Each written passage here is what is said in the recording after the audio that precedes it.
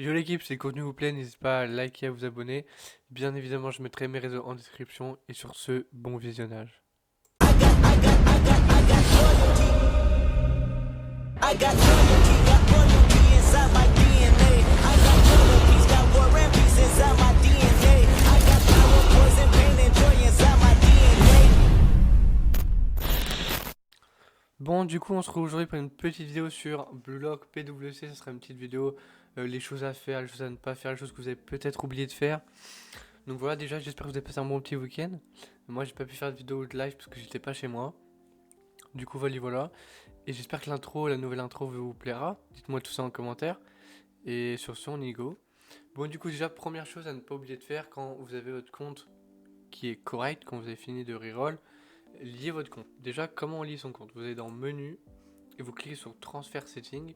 Je vais pas cliquer dessus parce qu'après on voit mes identifiants. Ensuite, vous aurez juste à mettre deux mots de passe, si je me souviens bien, que vous aurez à confirmer. Et puis ensuite, vous devrez screen du coup votre login ID, comme ça vous le retenez, etc. Et quand vous le reconnaissez sur un autre appareil, bah vous pourrez. Donc voilà, ça c'est la première astuce. En plus, ça vous donne des cristaux. Si en plus vous liez avec l'adresse mail, vous gagnez 300 cristaux, c'est gratuit. Donc voilà. Ensuite, deuxième petite chose, les missions. N'oubliez pas de faire vos missions dans Event. Parce que déjà, il y a 2 events qui partent dans un jour. Ça donne pas mal de récompenses, notamment des ressources de bouffe, des cristaux. Franchement, c'est gratuit, faut prendre. Pareil pour les autres, il va falloir commencer à les faire, même si ça finit de 92 jours. J'ai déjà tout fini d'ailleurs. Donc voilà, ça n'hésitez pas à le faire. Ça aussi, le first order, il y a beaucoup d'entre vous, je suis sûr que vous ne l'avez pas récupéré ou pas fait. Faites-le, ça vous donne tellement de ressources pour débuter, c'est juste incroyable. Ça vous donne tellement de bouffe. Puis en plus, ça vous donne une carte SSR maxée gratuitement. Donc moi, j'ai pas fini, du coup, il est pas maxé. Mais à la fin, il sera level 100 maxé. C'est gratuit. Puis comme je vous dis, ça donne énormément de ressources. Donc vraiment, faites-le. C'est juste incroyable. Donc voilà. Deuxième petite information, faites votre PVP toutes les semaines. Essayez d'être entre premier et top 10, comme ça déjà vous montez de ligue. Et puis en plus ça donne pas mal de récompenses, ça vous donne des médailles, ça vous donne des ballons et de la bouffe. Et en fait avec ces médailles, dans le shop, vous pouvez acheter des bonnes récompenses.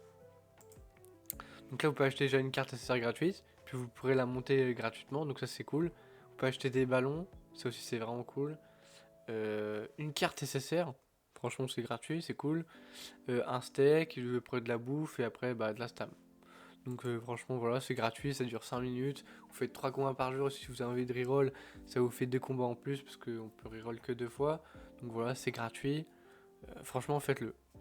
Ensuite, quand vous faites votre training, quand vous faites le save block, des fois ça se peut que le awakening il proc, il arrive, et puis vous vous dites, ah mince, j'ai pas de carte dorée, et du coup bah c'est un peu chiant quoi.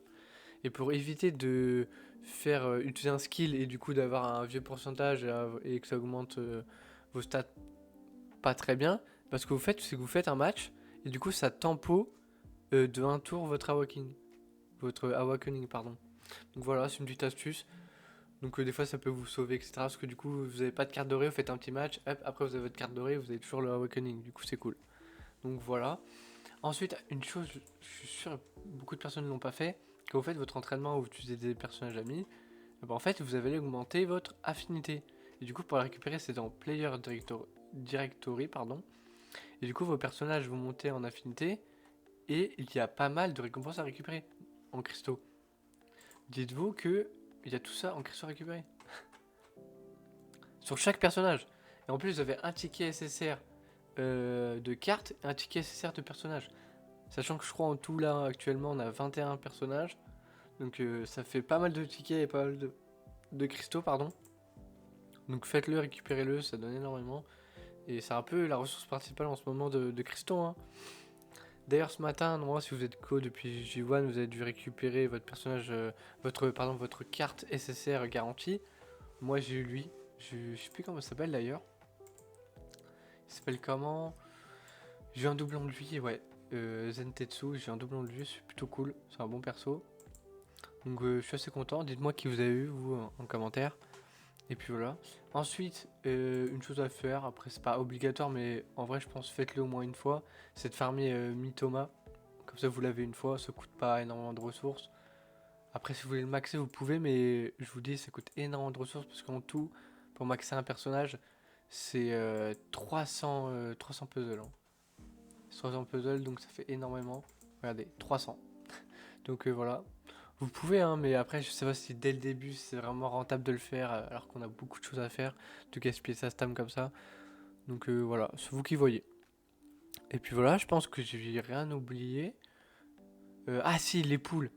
C'est vrai que je l'ai déjà dit avant, mais dans les autres vidéos je l'ai déjà dit, mais je le redis ici. Faites pas une multi par une multi. Faites en sorte de stacker vos multis et d'invoquer d'un coup. Parce qu'en fait, si vous faites une multi par une multi, vous n'allez pas profiter du rate up augmenté.